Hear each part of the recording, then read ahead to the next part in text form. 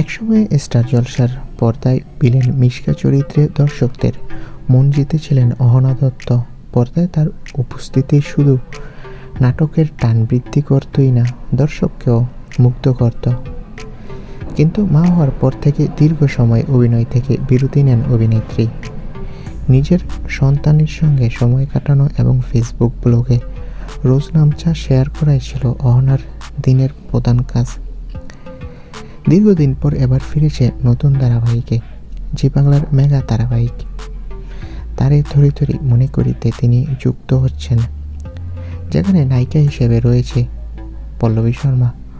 দর্শকদের মনে এখন একটাই প্রশ্ন, অহনাকে কি আমরা আগের মতো ভিলেন মিশকা চরিত্রের মতোই সারা জাগানো রূপে দেখতে পাবো, না এবার তিনি এক নতুন আলাদা চরিত্রে হাজির হবেন? নির্মাতারা সেই রহস্য লুকিয়ে রেখেছে। তো বন্ধুরা, তোমরা কে কে মিশকার নতুন ধারাবাহিকটি দেখতে মুখিয়ে রয়েছ কমেন্ট করে জানাও। ধন্যবাদ বন্ধুরা ভিডিওটি দেখার জন্য।